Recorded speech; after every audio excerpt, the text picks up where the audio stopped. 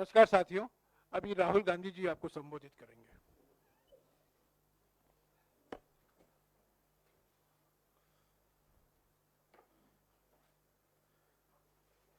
नमस्कार, कैसे हैं आप लोग? ठीक है। गर्मी काफी है। हाँ,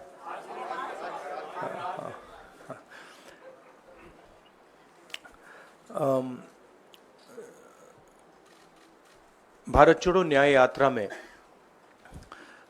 मणिपुर से हम महाराष्ट्र गए और रास्ते में हजारों युवाओं ने कंप्लेन की थी कि हिंदुस्तान में नॉन स्टॉप पेपर लीक होते हैं। और आज आप सबको मालूम है कि NEET paper and UGC NET के जो पेपर्स हैं वो लीक हुए हैं और एक कैंसिल भी हुआ है। कहा जा रहा था कि नरेंद्र मोदी जी ने यूक्रेन की लड़ाई रोक दी थी। मतलब एक ऑर्डर देके जो रूस और यूक्रेन के बीच में लड़ाई चल रही थी उसको रोक दिया था, ब्रेक लगा दी थी। इजराइल और गाजा के बीच में जो लड़ाई चल रही थी उसको भी नरेंद्र मोदी जी ने रोक दिया था। मगर किसी ना किसी कारण जो हिंदुस्तान में पेपर लीक हो रहे हैं उसको नरेंद्र मोदी रोक नहीं पा रहे हैं या रोकना नहीं चाहते हैं। नुकसान स्टूडेंट्स का होता है। जो हिंदुस्तान के स्टूडेंट्स हैं, मैं जानता हूं कि आप इन एग्जाम्स के लिए महीनों सालों काम करते हो। ये आपका फ्यूचर है और आपके फ्यूचर से खिलवाड़ किया जा रहा है। मध्य प्रदेश में व्यापम हुआ और अब उस व्यापम को नरेंद्र मोदी जी और उनकी सरकार पूरे देश में फैलाने का काम कर रही है। मैं इंस्टीट्यूशनल कैप्चर की बात करता हूं, मीडिया की बात करी, अलग अलग हिंदुस्तान के जो संस्थाएं हैं उनकी बात की। यही एजुकेशन इंस्टीट्यूशंस में हो रहा है। पेपर लीक का कारण है कि सारे के सारे वाइस चांसलर्स, एजुकेशन सिस्टम को बीजेपी के लोगों ने, उनके पेरेंट ऑर्गेनाइजेशन ने कैप्चर कर रखा है। जब तक ये कैप्चर रिवर्स नहीं किया जाएगा तब तक पेपर लीक चलता जाएगा। इस कैप्चर को फैसिलिटेट नरेंद्र मोदी जी ने किया है और ये एक एंटी नेशनल एक्टिविटी है क्योंकि ये देश का भविष्य है और इससे हिंदुस्तान के युवाओं को, स्टूडेंट्स को जबरदस्त चोट पड़ती है। इंक्वायरी चल रही है,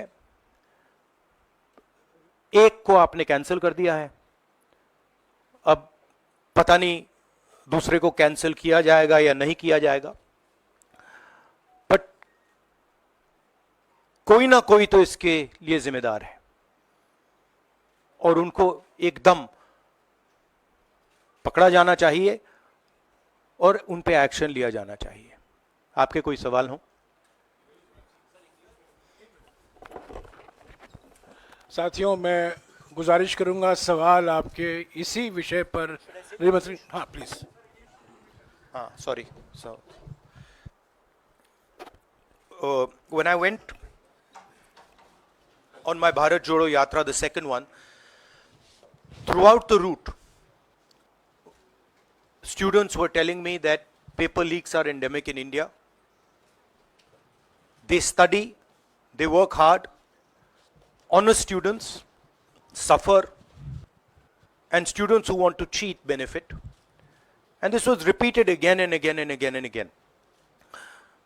Now we are seeing an expansion of the idea of Vyapam across the country.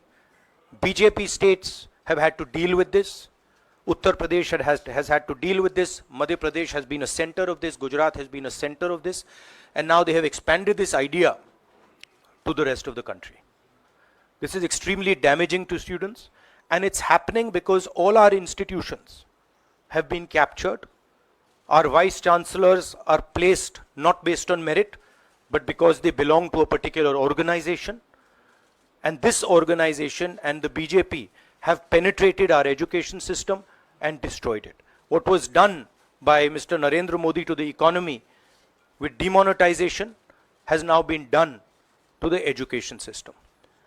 Youngsters, I want you to know that the reason this is happening and the reason you're suffering is because an independent, objective education system has been demolished, and it has been replaced by an education system that is captured by the BJP, captured by their parent organization. And until this capture is released, you are going to suffer. You're going to see cancellations of your exams. You're going to see paper leaks again and again and again. One paper has been cancelled.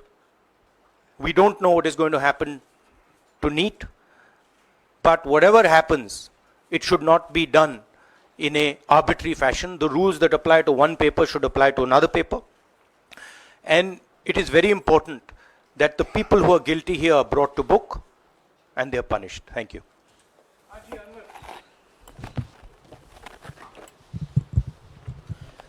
Sir, सोमवार से संसद का सत्र शुरू हो रहा है, तो क्या आप निजी तौर पर लोकसभा में इस विषय को उठाएंगे और आप यह मांग करेंगे कि प्रधानमंत्री मोदी खुद सदन में आकर जवाब दें इस विषय पर, क्योंकि ये छात्रों के भविष्य से जुड़ा विषय है? हाँ, बिल्कुल, सिंपल क्वेश्चन. हाँ, उठाएंगे, पार्लियामेंट हाउस में उठाएंगे.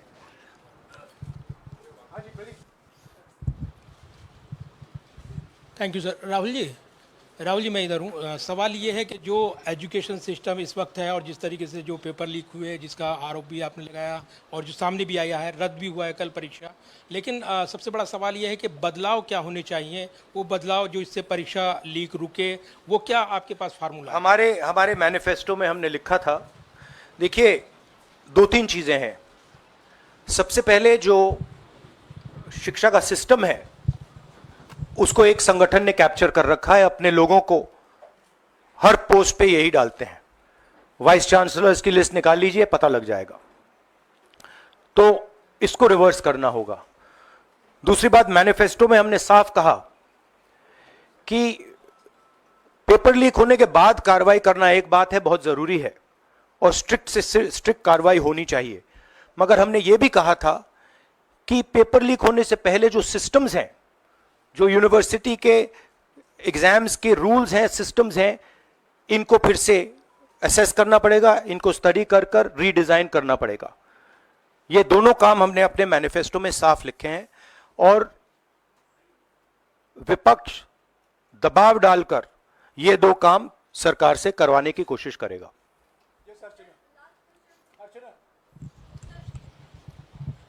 Rahul ji, do you think so? This is a education emergency, and till now, what is the stand? Government ने जितना भी stand लिया, do you satisfied with that stand?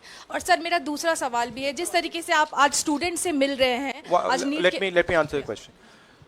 See, there is a huge pressure on our students, and the pressure comes from a number of directions. The first direction is the large scale unemployment that is there in the country. Everybody understands it, everybody knows it, and one of the reasons the government suffered in this election was that all youngsters believe that Mr. Modi is incapable of solving the employment problem. So that's the first thing. Second thing is there's huge pressure because of this, and there are very few avenues for students. In all areas, right? So you've cut off the job avenue. Now you're cutting off the exam avenue. You're saying, you can take an exam, you can study, you can work as hard as you want. On the last date, we're going to tell you that the exam is cancelled. So, that avenue is also shut. You've shut avenues like Agniveer. You've shut avenues like the public sector. So the youth of India have nowhere to go. It doesn't matter whether you're an IIT graduate, IIT student, or you're trying to join the army. The youngsters in India simply have no way through. And it's not just an educational crisis. It's a crisis in pretty much every sphere that we are facing. Now, before the elections, it was very clear that there was massive control of the media, massive control of the other institutions, so people were quiet. Now people are very clear that we are sitting on a disaster and we've got a government that is crippled, cannot do the job. It's literally walking around on one leg, right? So, yes, it's a crisis. It's a profound national crisis. It's an economic crisis. It's an educational crisis. It's an institutional crisis. So, but I don't see any response. I don't even see the capability of a response, right? So, हाँ नहीं 1 second, Bihar का भैया हमने कहा है कि inquiry होनी चाहिए और जो भी जिन्होंने भी पेपर लीक कराया है उनके खिलाफ कार्रवाई होनी चाहिए।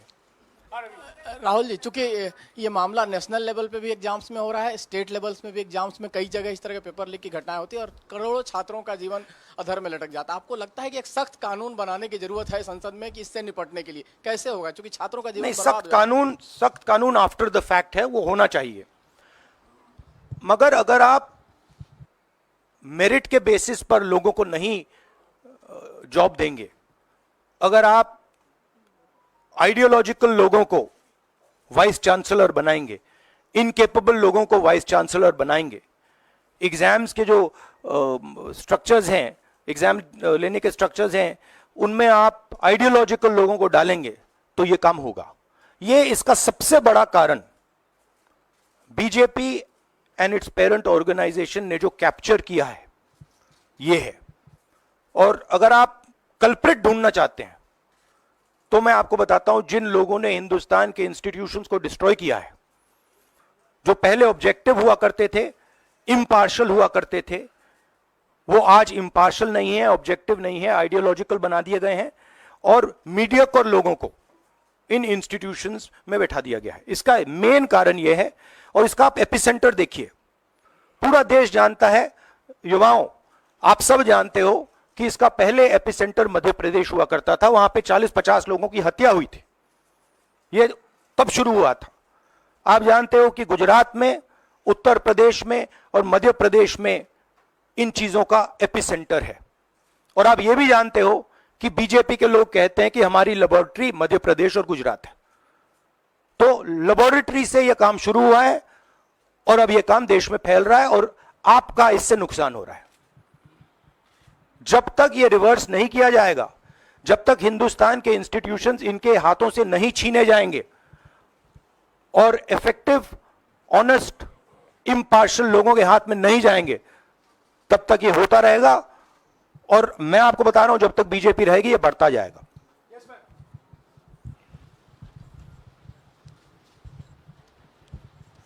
सर, एनटीए के अंदर सारे एग्ज़ाम्स आने लग गए हैं, नीट भी, नेट भी, और इवन कॉलेज एडमिशन्स भी उसी पे हो रहे हैं। तो आपको लग रहा है ट्रांसपेरेंसी कहीं ना कहीं वहीं ख़त्म हो जा रही है, क्योंकि वो एक एजेंसी जो है वही सारा कंडक्ट करा रही है।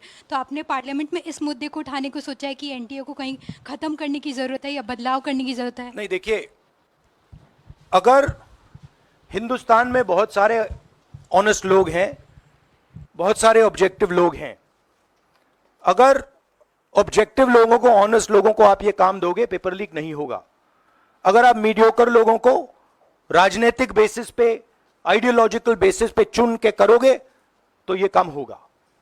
और ये मैं कह रहा हूं, दोहराता जा रहा हूं कि हर हिंदुस्तान की हर संस्था को कैप्चर कर रखा है, लीगल सिस्टम को, ब्यूरोक्रेसी को, इंटेलिजेंस एजेंसीज को, इन्वेस्टिगेटिव एजेंसीज को, एजुकेशन सिस्टम को।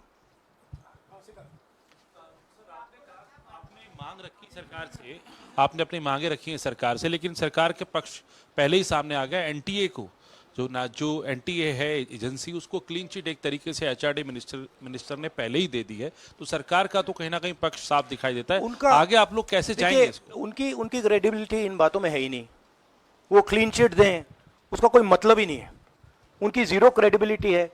सब लोग जानते हैं कि एपिसेंटर मध्य प्रदेश, गुजरात एंड उत्तर प्रदेश। सबसे ज्यादा मेरी यात्राओं में सबसे ज्यादा पेपर लीक की बात यहीं आई थी, उत्तर प्रदेश में आई थी, मध्य प्रदेश में आई थी।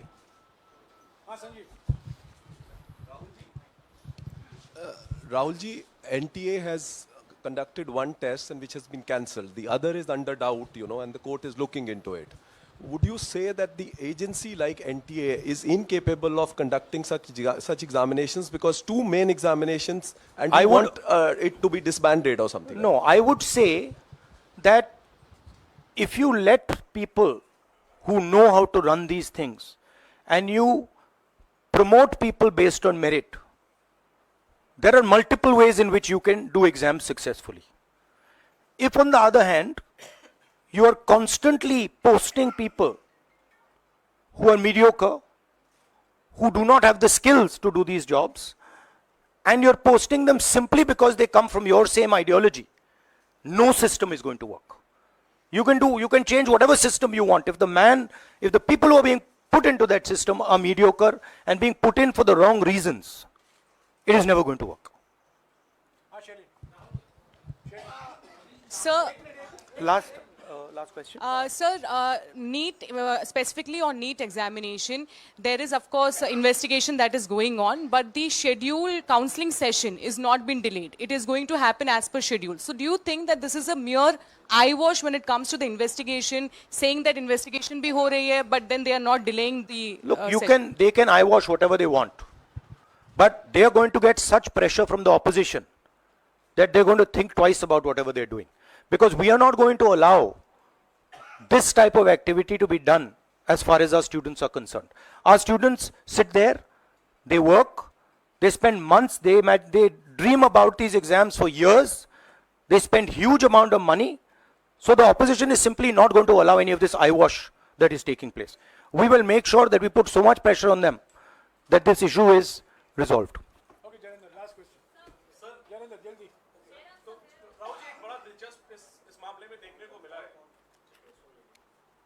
तो इसी विषय पर इस मामले में एक अजीब स्थिति है कि जो आरोपी हैं पटना में, वो स्वीकार कर रहे हैं कि उनको पेपर पहले मिल गया था, यानी सीधे सीधे पेपर लीक का केस है। और सरकार की तरफ से पहले तो क्लीन चिट दे दी गई, पेपर लीक से इनकार कर दिया गया और अब बिल्कुल रेडियो साइलेंस है। नेट कैंसिल हो गया, नीट पर अभी भी स्थिति साफ नहीं है। तो ये जो स्थिति है, आरोपी कह रहे हैं पेपर लीक हुआ, मंत्री कह रहे हैं नहीं हुआ, इस पर आप क्या सोचते हैं? और नो कॉन्फिडेंस मोशन पार्लियामेंट में आप लोग लाने की कोशिश करेंगे? Silence is because Prime Minister is crippled. Right now, Prime Minister's main agenda is the Speaker. So he's not bothered about NEET, he's not bothered about all these things. He's bothered about कि भैया मेरी सरकार निकल जाए यहाँ से और मेरा speaker बन जाए. Right? That is where he is right now. That's where his mind is. Right? So, essentially the main thing is that we have a government now, right, and a Prime Minister now, who will find it very difficult to function. The Prime Minister, if I might say so, is psychologically broken. He has collapsed, psychologically collapsed. And he will struggle, knowing his personality, he will struggle to run a government like this. Because his entire sense of running a government, the idea of running a government, Mr. Modi's idea is to generate fear in people, to frighten people, to make people not speak. You're aware of that. Now what has happened is people are not scared of him.